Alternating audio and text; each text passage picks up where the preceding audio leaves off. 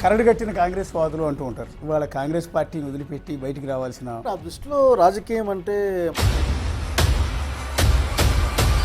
మీకు సరైన గౌరవం దక్కట్లేదని పార్టీ నుంచి బయటికి ఏమైనా వస్తున్నారా? దానికి నేను సమాధానం చెప్పలేదు. ఎందుకంటే షర్మిల గారు పీసీసీ చీఫ్గా బాధ్యతలు చేపట్టిన తర్వాత కాంగ్రెస్ పార్టీ డెవలప్ అయిందని అనుకుంటూ ఉన్నారు. నేను ఆ ప్రశ్నకి నాకు సమాధానం లేదు. ఇది ఎలా సాధ్యం? అవతల మీద దుమ్మెత్తిపోయకుండా, అవతల తిట్టకుండా, వాళ్ళతో తిట్టించుకోకుండా రాజకీయాలు చేస్తున్నారు మీరు. ఎటువేసి అన్నీ అంతా మంచిగుండాలని కోరుకున్నాను. ఆ ఫ్రీడమ్ వైఎస్ఆర్ కాంగ్రెస్ పార్టీలో ఉంటుంది అనుకుంటున్నారు? ఇదేం చెప్తాను, రేపైతే ఎల్లుడే చెప్తాను. పార్టీ పెద్ద ఆశీస్సులు పొందాలి అంటే, టికెట్ పొందాలి అంటే అవతల పార్టీ వాళ్ళని అమనాభూతులు తిరిగితే తప్ప సస్టైన్ కాని పరిస్థితి ఉంది ఇప్పుడున్న పాలిటిక్స్లో. ఇప్పుడు ఇస్తే చదివేశాం, ఎందుకు why don't discuss? Rajasekhar Reddy గారికి జగన్ గారికి మధ్య మీరు గమనించిన తేడా ఏమైనా చెప్పగలుగుతారు? రాజశేఖర రెడ్డి గారికి జగన్మోహన్ రెడ్డి గారికి చాలా వైఎస్ఆర్ కాంగ్రెస్ పార్టీ ఫీచర్ ఏంటి? 2029లో మీరు వదిలేసి వచ్చిన మీ కనతల్లి లాంటి కాంగ్రెస్ పార్టీ భవిష్యత్తు చెప్పడానికి నేను ఇష్టపడ్డాను. మాజీ మంత్రి శైలజానాథ్ గారు ప్రస్తుతం మనతో పాటు స్టూడియోలో అందుబాటులో ఉన్నారు. శైలజానాథ్ గారు నమస్తే. బేసిక్గా కరడు కట్టిన కాంగ్రెస్ వాదులు అంటూ ఉంటారు కొంతమందిని. అంటే వాళ్ళని, కాంగ్రెస్ పార్టీని, హస్తం గుర్తుని, వారి ముఖాన్ని విడదీ చూడలేం. అలాంటి వారిలో శైలజానాథ్ ఒకరు అనేది మా అభిప్రాయం. అలాంటి శైలజానాథ్ గారు ఇవాళ కాంగ్రెస్ పార్టీని వదిలిపెట్టి బయటికి రావాల్సిన అవసరం ఎందుకు వచ్చింది? అవసరం అనే మాట కరెక్ట్ కాదు, కానీ ఎందుకు బయటకు వచ్చాడో అనేది కరెక్ట్. అక్కడికి యాక్చువల్లీ మీరు చెప్పిందంతా కరెక్టే. అత్యంత కష్టకాలంలో కాంగ్రెస్ పార్టీని లేక దాంట్లో పనిచేసాం. అనేక మంది కార్యకర్తల సహకారంతో పనిచేసాం. We face lot of things, lot of experience, good experience, everything. But నాకు నేను నా పరిమితుల్ని విధించుకున్నాను. ఏంటంటే రాష్ట్రంలో పనిచేద్దాం, మా జిల్లా కోసం పనిచేసుకుందామని. అట్లాగే రోజు రోజుకి పెరిగిపోతున్న ఈ బీజేపీ ఎన్డీఏ యొక్క ప్రాబల్యాన్ని, ప్రత్యక్షమైన ప్రాబల్యాన్ని, ఇంతకుముందులా కాకుండా ఆంధ్రప్రదేశ్ రాష్ట్రంలో మనం విన్న ప్రతిసారి ఎన్డీఏ ప్రభుత్వం మాట్లాడుతున్నారు. నథింగ్ ఎన్డీఏ ప్రభుత్వం, nothing but BJP government. So ఈ టైంలో పనిచేయాల్సిన అవసరం ఉందనే అంశాన్ని నేను బలంగా నమ్మాను. So I have my own reasons and I have some reasons. So చేసేంతకాలం చేసాం. ఇప్పుడు స్టేట్లో పనిచేయాలనుకున్నప్పుడు జగన్ రెడ్డితో కలిసి పనిచేద్దాం అనుకున్నాను, అంతే. అంటే బేసిక్ ఇవాళ రేపు రాజకీయం అంతా కూడా ఒక అవకాశవాదం. మీరు అవునన్నా కాదన్నా కూడా మేము గమనించినంతవరకు రాజకీయ నాయకుల్లో మెజారిటీ పీపుల్ అవకాశవాదం. అంటే ఏ పార్టీ అధికారంలో ఉంటే ఆ పార్టీలో ఉండటం, లేకపోతే ఈ పార్టీ పరిస్థితి బాగోలేదు అనుకుంటే ఇంకో పార్టీకి జంప్ అయిపోవటం. మీలో అలాంటి రాజకీయ అవకాశవాదం ఎక్కడ కూడా కనిపించట్లేదు. ఎందుకు అంటే మీరు నిజంగా పార్టీ మారాలి అనుకుంటే 2014 ఎన్నికల్లో కాంగ్రెస్ పరిస్థితి బాగోలేదన్న విషయం తెలుసు. రాష్ట్ర విభజన తర్వాత ఆంధ్రప్రదేశ్లో ఆ పార్టీకి సీట్లు రావన్న విషయం కూడా తెలుసు. అయినా కూడా అప్పటి నుంచి కాంగ్రెస్లోనే ఉన్నారు. కానీ 2019 ఎన్నికల్లో అయినా మీరు మారిపోవచ్చు, లేదా 2024 ఎన్నికల్లో అయినా మీరు మారిపోయి ఉండొచ్చు. మారిపోయి ఉంటే ఈ పార్టీకి మీరు 2 సార్లు మంత్రిగా కూడా చేసి ఉండేవారు కావాలనుకుంటే. అంటే నా దృష్టిలో రాజకీయం అంటే మంత్రి పదవులు, ఎమ్మెల్యేలు ఇవే కాదు. రాజకీయాల యొక్క అంతిమ లక్ష్యం వచ్చేసేసి పీపుల్ వెల్ఫేర్. అట్లాగే మనం అనుకునే ఐడియాలజీని ఇంప్లిమెంట్ చేసుకునే విధంగా ఉండాలి. సో నేను ఎమ్మెల్యే, ఎంపీ వస్తాయి, దారిలో పొలిటికల్ జర్నీలు వస్తాయి, ఒకసారి రానంత మాత్రం పొలిటికల్ జర్నీ మనం చెప్పడం మానేస్తామా? కొన్ని బలంగా నమ్ముతాం. ట్రూత్ ప్రివైల్స్ కదా. నిజం ఎప్పటికీ బతికుంటుంది, గొప్పగా ఉంటుంది. సో నిజం కోసం నిలబడతాం. అప్పుడప్పుడు కొద్దిమందికి ఇబ్బంది కనిపించవచ్చు. అట్లాగే ఒక ఆయన నిన్న ఒక ఆయన మాట్లాడుతూ ఏమైందంటే నేను అసలు మనుషులు రూమ్ లేక ఇంటికి కూడా రాని కాలంలో మేము పనిచేసాం.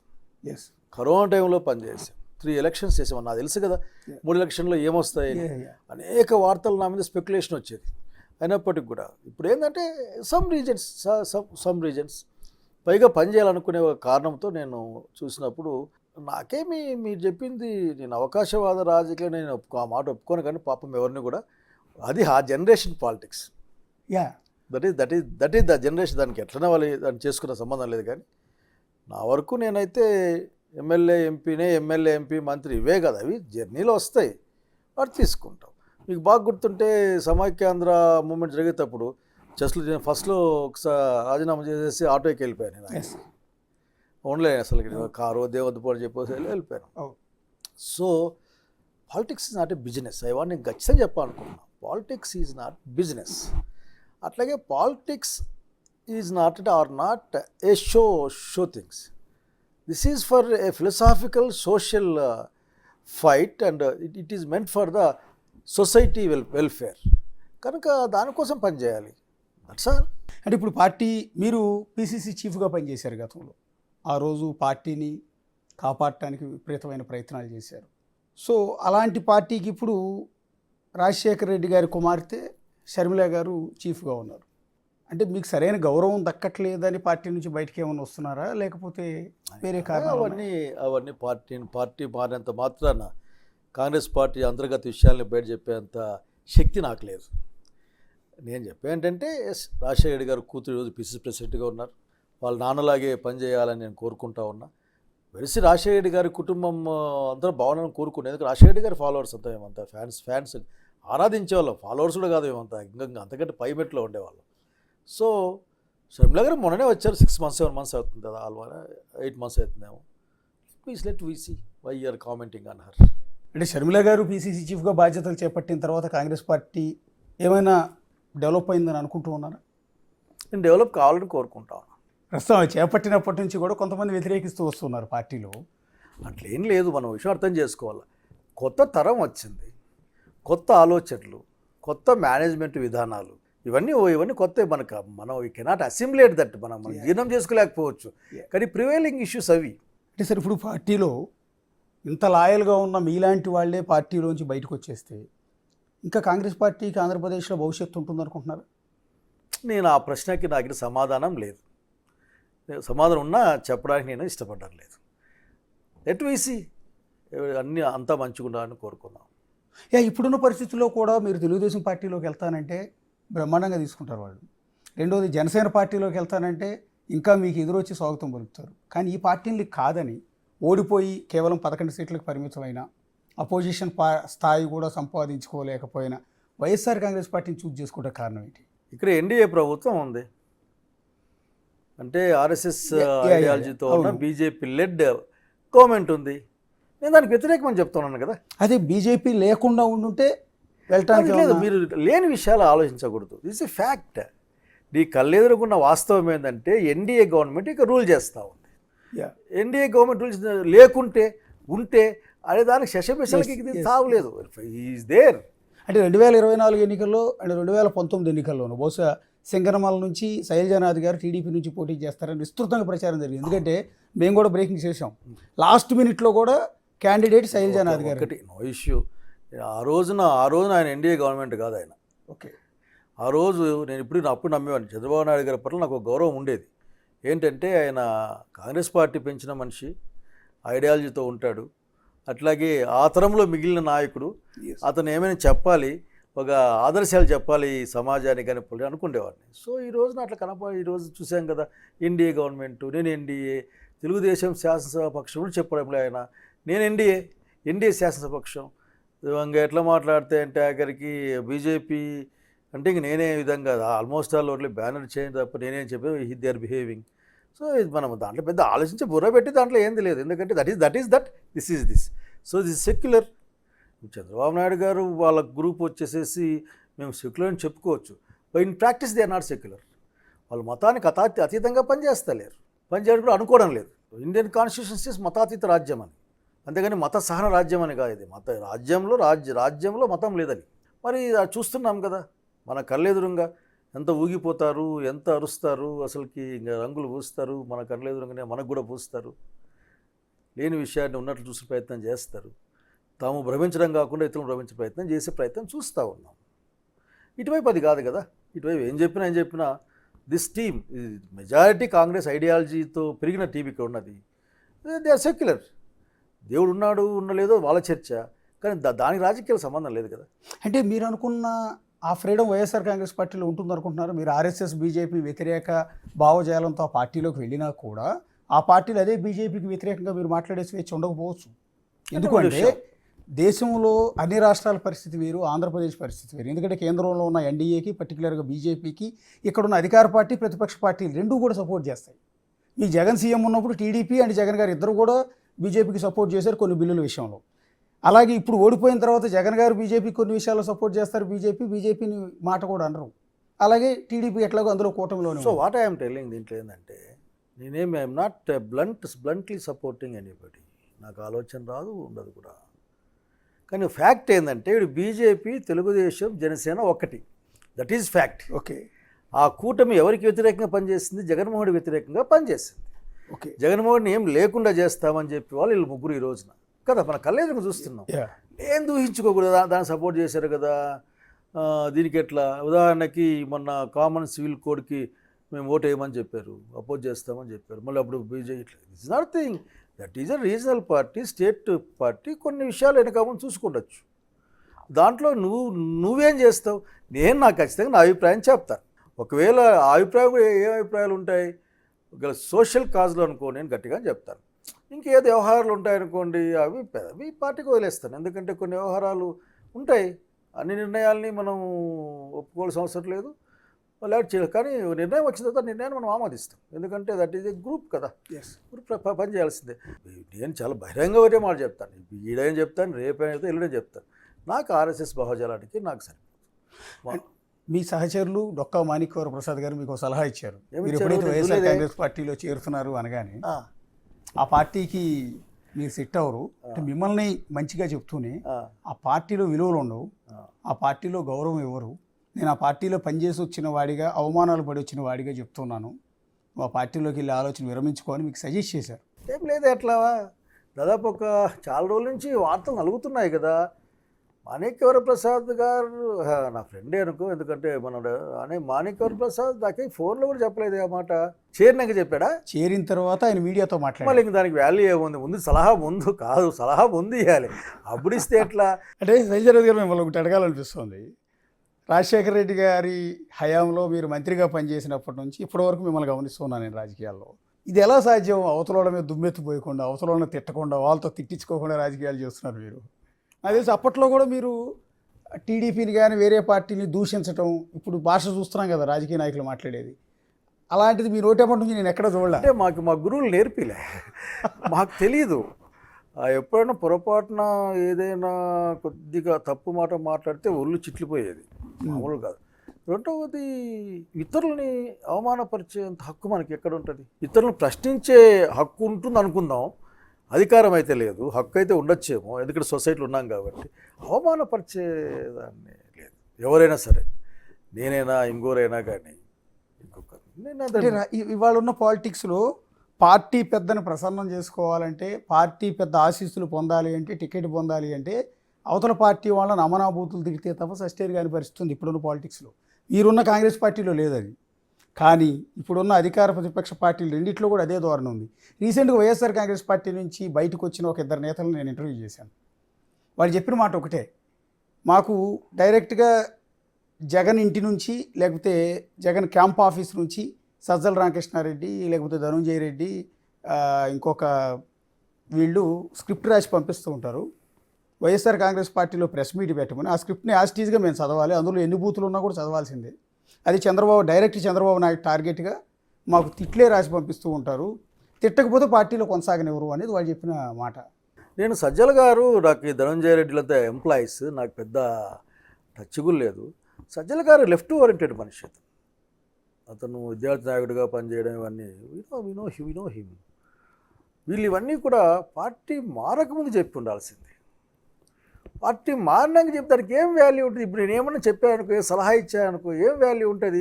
నువ్వు ఉండి ఇంప్లిమెంట్ చేయొచ్చు కదా అనరా, పిల్లవాడు అన్నా అన్నా నువ్వు ఉండి చెప్పచ్చు కదన్నా అండా. కనుక పార్టీ మారినాక ఇంకా ఇదంతా that is no value at all. అది ఊరికే మనం ఉన్నామని చెప్పుకునే దానికి పనికి వచ్చేది మాట తప్ప దానివల్ల ఏ ఉపయోగము లేదు. ఇప్పుడు ఇస్తే చదివేశాం, ఎందుకు వై డోంట్ డిస్కస్? నాకు తెలిసి మాట్లాడతారు, మాట్లాడకుండా నాకు తెలిసి మరి I know them very well. కాబట్టి దాన్ని మనం చెప్తాం చెప్పు. ఆ రోజున వచ్చేసిన ఇట్లా అంటున్నారు, ఇది మంచిది కాదని చెప్పు. పోనీ ఇప్పుడు ఉన్నావా, ఉండి చెప్పావా? లేదు. నేనేమంటా అంటే ఒకవేళ ఏం జరిగినా దట్ ఈజ్ ఇర్రిలవెంట్. దాని గురించి పార్టీ నుంచి బయటకు వచ్చినాక పార్టీ గురించి మాట్లాడకపోవడం అన్నది గౌరవం అని అనుకుంటా ఉన్నాను నేను. ఇది రాజకీయ హుందాతనం. గౌరవం అనుకుంటా ఉన్నాను. ఎగ్జాక్ట్లీ ఆ రాజకీయ హుందాతనం. నేను ఇంటర్వ్యూ చేసిన వాళ్ళలో కనిపించింది ఏంటంటే, ఏ పార్టీలోకి అయితే చేరామో ఆ పార్టీ పెద్దల మన్నన పొందాలి అంటే నేను వచ్చేసిన పార్టీని తిట్టాలి. ఆయన బీజేపీలో తిడితే బీజేపీని పొగిడి వచ్చేసిన వైఎస్ఆర్ పార్టీని తిట్టాలి. ఈయన టీడీపీలోకి వచ్చాడు అనుకోండి, టీడీపీ చంద్రబాబు నాయుడు గారిని టీడీపీ పార్టీని పొగడాలి, వచ్చేసిన వైఎస్ఆర్ కాంగ్రెస్ పార్టీని తిట్టాలి. అంటే వాళ్ళు నేర్చుకున్న రాజకీయం అదే ఉంటుంది. ఇప్పుడు మేము నేర్చుకున్నది ఏముంది, లీడర్ని గౌరవించాలి. జగన్మోహన్ రెడ్డి గారు ఈ రోజున మా లీడర్ యొక్క ఆలోచనలకు అనుకూలంగా దాన్ని అవసరమైతే మా ఆలోచనలు కూడా చెప్పి దాన్ని ఆయన నోటి నుంచే కమాండ్ అనే పదం కరెక్ట్ కాదు కానీ ఒక తీర్మానంతో బయటికి రావాలి, దాన్ని ఇంప్లిమెంట్ చేయాలి. అంటే అప్పట్లో మాట అనుకునే వాళ్ళం చదువుకున్న రోజుల్లో, నిర్ణయం వరకు ప్రజాస్వామ్యం, నిర్ణయం అయిపోయిన తర్వాత నియంతృత్వమే అది అమలు చేయడమే మన పని అనుకున్నాం. ఈ రోజున అది మనం ఏం చేయలేం. దాన్ని నేను కూడా చెవుడు బాధపడుతుంటా. ఎట్లా ఒక నిమిషంలో ఎట్లా మారిపోతుంది మాట. అది మాట్లాడడం కాదు కదా, మనం మాట్లాడచ్చు, మనకు అనేక అవకాశాలు ఉండొచ్చు, లేకపోవచ్చు, రాకపోవచ్చు. కాకపోతే వస్తేనే ఫలానాలు చెప్తే చేసాము అంటే మన ఇంగిత జ్ఞానం ఏమో. కనుక నేను నా ఇంగిత జ్ఞానాన్ని నమ్ముతాను నేను. కాబట్టి అదే గొప్ప విషయం కూడా కాదు. మీరేదో చెప్తున్నారు కానీ గొప్ప విషయం ఏం కాదు. అది ఆ రోజు ధర్మం, అది ఆ ధర్మం నేర్చుకున్నాం. ఈరోజు ధర్మం మీద మాకు అర్థం కాదు. 30 years గ్యాప్ కదా, జనరేషన్ గ్యాప్.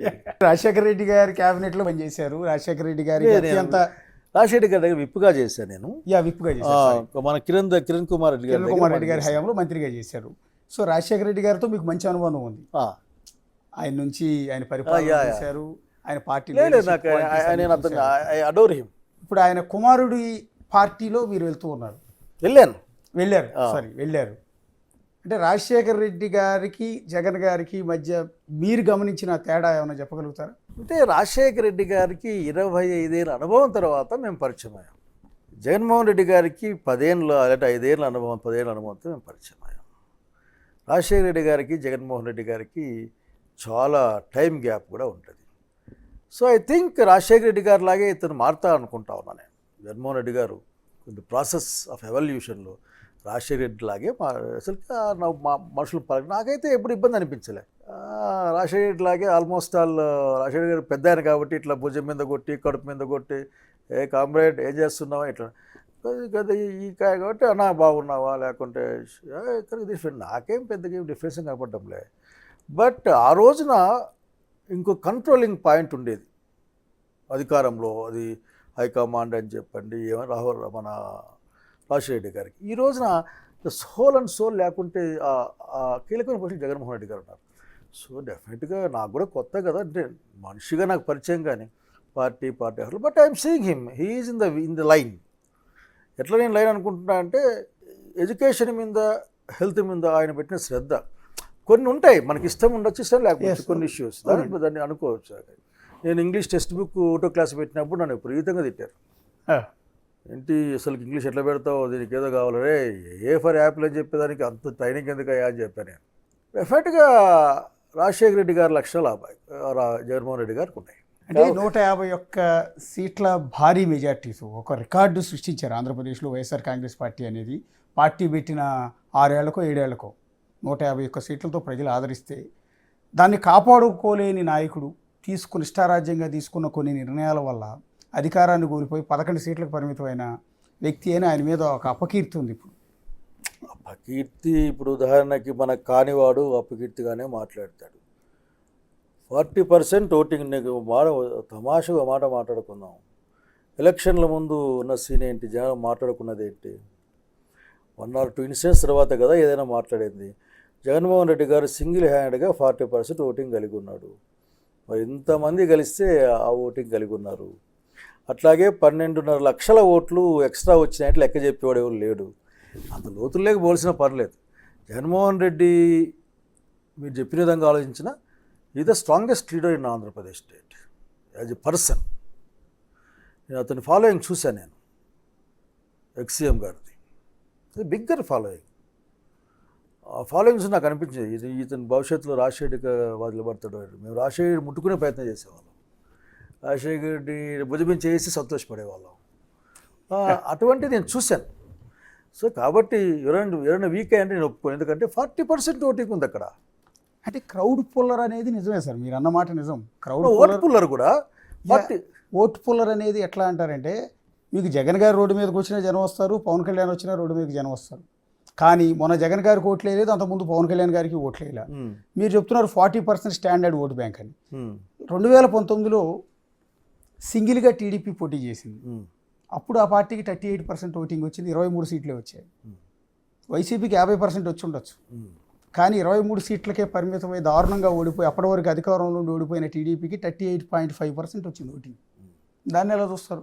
ఇదంతా మీరు డోంట్ థింక్ అదర్వైజ్, ఇది మీ ఎగ్జాగరేషన్. మేము చెప్పామా దారుణం అట్లేమన్నా ఆ పదాలు మీరు వాడుతుంటే మేము వాడటం మొదలుపెట్టాము. దారుణంగా అదే అండి, మేము ఎప్పుడైనా మీకు చెప్పామా దారుణం అని పబ్లిక్ ఏమైనా? మీ భాషలో ఆ మాట మీరు దారుణంగా. ఇప్పుడు 40% ఓటింగ్ ఉంది. వీళ్ళు దామాషా పద్ధతి జరిగితే జగన్మోహన్ రెడ్డి గారికి ఇప్పుడు ఉన్నట్లుంటే ఒక 60-70 సీట్లు వస్తాయి. ఇస్తారా? ఇన్ని నాకు బాగా గుర్తుంది. ఇది నా నంబర్. 2 ఓట్లతో అయినా గెలిచుంటాడు, 30 ఓట్లతో అయినా గెలిచుంటాడు. అదే నేను అంటుంది.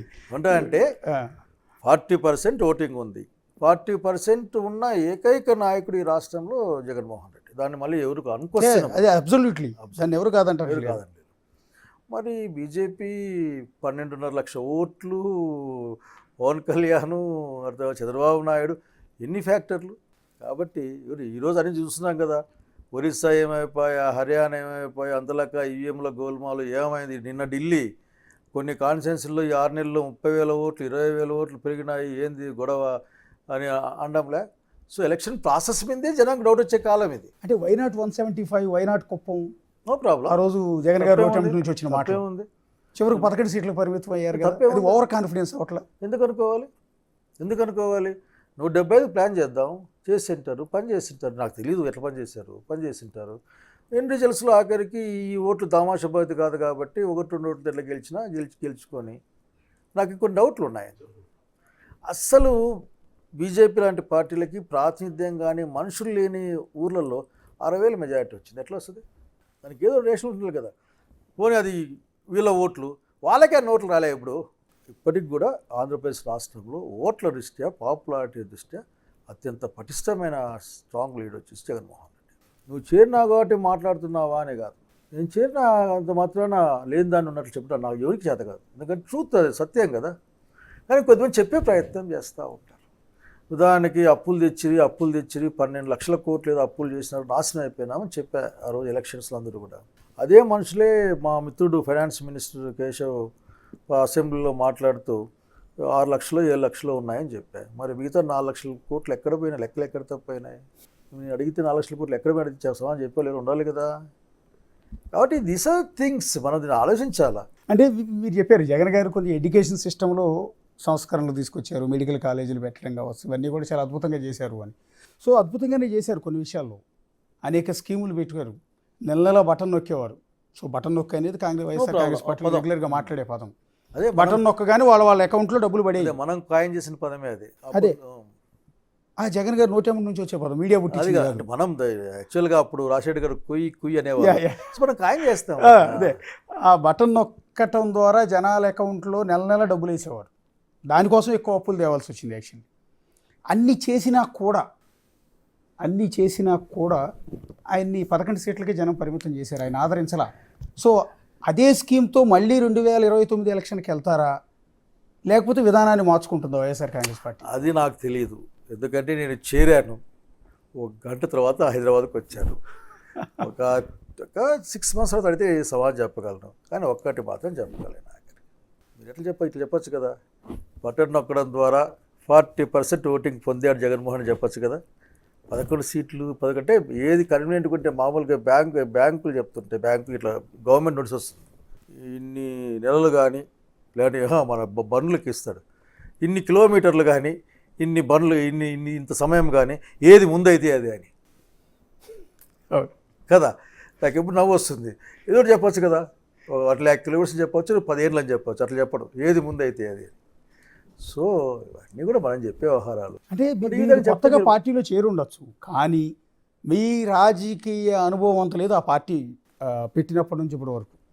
మీకున్న ఎక్స్పీరియన్స్లో సగం కూడా లేదు ఆ పార్టీ పుట్టుక తర్వాత. సో అందుకని మిమ్మల్ని అడుగుతున్నా, ఇవన్నీ రాజకీయాల్లో సస్టైనబిలిటీకి మార్గం కాదు కదా అంటున్నాను. నేను అనేది అంత చేసినా కూడా ప్రజలు తిరస్కరించారు అంటే ప్రజలు ఇదే ఇంకేదో కోరుకుంటున్నారు కదా. 2029 నాటికి మీరు కూడా క్యాండిడేట్ అయి ఉండొచ్చు, ఆ పార్టీలో కీలక నేతగా ఉంటారు. సో మీరు కూడా ఆ పార్టీ ముఖ్యమైన నేతగా జగన్ గారికి సలహా ఇవ్వాల్సి రావచ్చు. ఆ సందర్భంలో మీరు ఏమి ఇస్తారు? I want tell one thing. ఇది విషయం మామూలుగా, ఎందుకంటే ఎప్పుడైనా డిస్కషన్లు చేస్తాం నాతో మా కొలీగ్స్తో.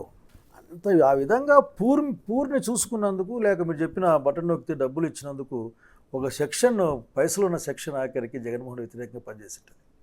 అనుమానం లేదు. ఏంటి ఇట్లా ఇచ్చేస్తే మేమెట్లా, మా ఆధిపత్యం ఏందనే స్ట్రాంగ్ బ్యాచ్ ఉంటుంది. అయినప్పటికీ కూడా 40% ఓటు ఇవ్వచ్చు. ఎంత పెద్ద సమస్య. ఇప్పుడు చంద్రబాబు నాయుడు గారు ఉన్నారు, ఆయన పరిపాలన చూస్తున్నాం కదా. ఇప్పుడు జగన్మోహన్ రెడ్డి మీరు చెప్పారు అప్పులు ఎక్కువ దానికోసం చేశారు, ఇవ్వడానికి కోసం చేశారని చెప్పారు. మరి ఇప్పుడు జరిగిన అప్పులు దేనికోసం నాకు అర్థం కావట్లేదు కదా. ఇప్పుడు దాంతోపాటుగా ఎంత హ్యాపీగా ప్రెసిడెంట్ నేను చెప్పాలనుకుంటున్నాను సత్యం, సంపద వస్తే తప్ప నేను 6 గ్యారెంటీలు ఇవ్వలేను, అర్థం చేసుకోవాలి మీరు, ముందుగా చెప్తున్నా అని చెప్పాడు. పదవిలోకి వచ్చిన తర్వాత నేను ఇది చేసే ప్రయత్నం చేస్తా అని చెప్పింటే అర్థం చేసుకోవాలని చెప్తే అర్థమవుతుంది మాలాంటి వాళ్ళకి, లేక జనానికి కూడా. ఎలక్షన్ల మేనిఫెస్టోలో మేము వస్తే చేస్తాము, రాష్ట్రం అప్పుల్లో కునారెళ్ళింది, ఆర్థిక విధ్వంసము, అటువంటి పదం ఏదో వాడారు, ఆర్థిక విధ్వంసం చేశారు, ఇక్కడ ఏమీ లేదు, మేము వస్తే.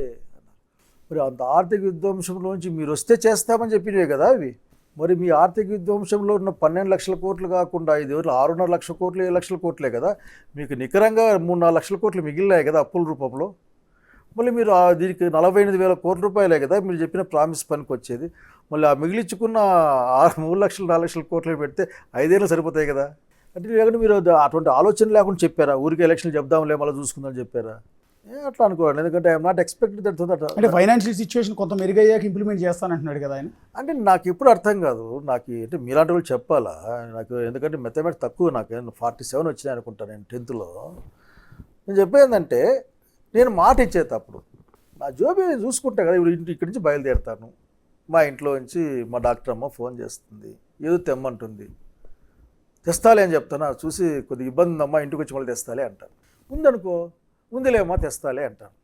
లేదు నాకు తెలిసిన షాప్ ఉందనుకో, మన షాప్ ఉందిలే, మళ్ళీ ఇద్దామని తెస్తాను కదా. అంతేగాని నేను తెస్తాలే అని చెప్పేసి ట్యాంక్ ముందు కూర్చొని ఏడుస్తాను నేనేమన్నా, అవకాశం లేదు. నువ్వు ఎలక్షన్ల ముందర చెప్పింది ఏంటంటే, మీరు అక్కడికి వెళ్ళేటప్పుడు పర్సులో డబ్బులు ఉన్నాయో లేదో చెక్ చేసుకోలేదు, అక్కడికి వెళ్ళిన తర్వాత చూస్తే పర్సు ఖాళీగా ఉంది. I'm not expecting that from you. అప్పు చేయటం మీకు ఇష్టం లేదు, చేశారు కదా. కాదు ఆ షాప్లో అప్పు చేసి తీసుకురావటం మీకు ఇష్టం లేదు. అప్పుడు ఏం చెప్తా అంటే, ఇంటికి వచ్చి మాట్లాడతాలేమ్మా డబ్బులే జోలో అని చెప్తా. చంద్రబాబు చేసింది అదే కాదు కదా. నేను ఇంటికి పోయి చెప్పను, ఇంటికి పోయి ఏది అంటే డబ్బులు లేవని వచ్చేసినానని చెప్పాను. ఎందుకంటే దాని యొక్క నీడ్, డిపెండింగ్ నీడ్, లగ్జరీ అనుకో చెప్తాను, లేదు లేని ఇంటికి పోయి చెప్తాను. మామూలు నీటికి ఎట్లా చెప్తాను నాకరికి. సో నేను చెప్పాను, చంద్రబాబు నాయుడు గారు మీరు మాట ఇచ్చినప్పుడు మీకు 4-5 లక్షల కోట్లు మిగిలింది అప్పు రూపేనా. సో మీరు ఆ అప్పు మిగిలించిన అప్పుతోనే మీరు తీర్చేయచ్చు. చివరిగా ఒక మాట సార్, యాక్చువల్లీ మీ దగ్గర నుంచి మీరు ఇందాక అన్నారు చూసారా, మీడియా కొన్ని చేస్తుంది పుట్టిస్తుంది అని. ఆ టైప్లో మీ దగ్గర నుంచి కొన్ని కాంట్రవర్సీ ఏదో పిండుదామని ట్రై చేశారు, కానీ మీ రాజకీయ అనుభవం ముందు మేము కూడా ఓడిపోయాము. అట్లేం లేదు. ఎందుకంటే రాజకీయాల్లో క్రమశిక్షణతో మాట్లాడేవాళ్ళు కొద్దిమంది ఉంటారు. ఇవాళ రేపు అవకాశ రాజకీయం చేసేవాళ్ళు ఎక్కువ మంది ఉంటారు. మీతో ఎంతసేపు నేను ప్రశ్నించి ఏవేవో కాంట్రవర్సీలో మేము లాక్కెళ్ళాలని ట్రై చేశాను, కానీ వర్కౌట్ కాలా. ఎందుకంటే మీ క్రమశిక్షణ ముందు. అట్లా కాదు, మీరు అది నన్ను మీరు అంటాను కానీ నేను చెప్పేది నేను ఎట్లా అంటే మీరే నన్ను ఇబ్బంది పెట్టి ప్రయత్నం చేయలే. కానీ ఒకటి ఉన్నది ఒప్పుకోవడం, ఉన్నది ఒప్పుకుంటే కాంట్రవర్సీ ఏముందంటే, ఇప్పుడు నాకు తెలియదు అని చెప్తే ఏమైంది? అన్నీ తెలియని రూల్ ఏమి. చాలామందికి టీవీలు చెప్తుంటా పిల్లలకి, అరే మనం అన్నింటిలో మాట్లాడాల్సి, మనకు తెలియదు అని చెప్తే అయిపోయి కదా. చివరిగా ఒక మాట, అంటే మీరు ఎప్పుడు జాయిన్ అయిన వైఎస్ఆర్ కాంగ్రెస్ పార్టీ ఫీచర్ ఏంటి? 2029లో తిరిగి అధికారంలోకి వచ్చే అవకాశం ఉంటుందా? అలాగే మీరు వదిలేసి వచ్చిన మీ కన్నతల్లి లాంటి కాంగ్రెస్ పార్టీ భవిష్యత్తు ఏంటి?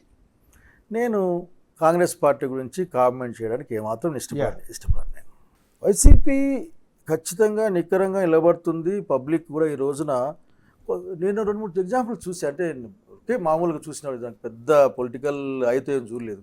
మా ఇంటి దగ్గర ఒక ఈ చౌక దుకాణం ఉంటుంది. ఇంతకుముందు ఒక బండి వచ్చేది, ఆ బండిలో సరుకులు వేసుకొని వాళ్ళు ఇళ్ళ దగ్గర పోయి సరుకులు ఇచ్చేవాళ్ళు. అప్పుడు నేను జోకులు వేసేవాడు, ఇది భలే వదిదాకా అప్పుడు అర్థం కాలే, కానీ మొన్న అర్థమైంది. ముసలోళ్ళు ముత్తకలు అందరూ పెద్ద క్యూ ఉండి బ్యాగులు పట్టుకొని ఆడే కూర్చుని ఉంటే వాళ్ళు అంటా ఉన్నారు, ఇది ఎక్కడే కర్మస్వామి, ఇది ఎక్కడికి ఇటుకు వచ్చి నిలబడి పొద్దున వచ్చినాము క్యూ పోవడంలే అని. There is only one example I'm telling. కాబట్టి at we see, but I'm hoping that ఏంటంటే ఇండియన్ కాన్స్టిట్యూషన్కి అనుకూలంగా దాన్ని గౌరవిస్తూ ప్రజల పక్షాన నిలబడాల్సిన అవసరం ఉన్నది కూడా వైసీపీకి అని బలంగా నమ్ముతున్నా. దానికి నాయకత్వం జగన్మోహన్ రెడ్డి గారు ఇస్తారని నమ్ముతా ఉన్నా. I hope that coming days are good. Singanamala నుంచి వచ్చే ఎన్నికల్లో మళ్ళీ బరిలోకి దిగుతారా? ఇవన్నీ నాకు మీరు కోప్పడకూడదు, కానీ పిల్లలు నా ముందు అక్కడ ఏం చెప్పేదంటే 4.5 years is such a long time, you know. అంటే ఇప్పటి నుంచి ప్లానింగ్ ఉండాలి కదా, మీరు ఆ కాన్స్టిట్యున్సీ ఆల్రెడీ మీకు పట్టున్న కాన్స్టిట్యున్సీ. నేను చెప్పే పాయింట్ ఏంటంటే, నేను చెప్పిన I'm stick on my statement. Political జర్నీలో పదవులు వస్తాయి. ఆ పదవులు వద్దని చెప్పేవాడిని కాదు, వస్తే లేదా పదవులు వస్తాయి, పవర్ వస్తుంది. ఒకసారి పదవి రాదు, పవర్ రాదు. అంత మాత్రం మనం పొలిటికల్ జర్నీ ఆపుతామేంటి? అంతే, ఇదొక ప్రయాణం, ఇదో కంటిన్యూస్, ఇది ప్రయాణం అంతే. దీన్నేమి ఇదొక ప్రస్థానం, ఇది పోతుండాల్సిందే. కానీ దేనికోసం బయలుదేరాం, ఎక్కడికి చేయాలనుకుంటున్నాం, చేరే మార్గంలో మనం ఏం చేస్తున్న పట్ల కొద్దిగా కాన్షియస్గా ఉంటే బాగుంటుంది. థ్యాంక్ యూ శైలజనాథ్ గారు. నమస్తే. ఇది మాజీ మంత్రి శైలజనాథ్ గారితో ఇంటర్వ్యూ చూస్తూనే ఉండండి.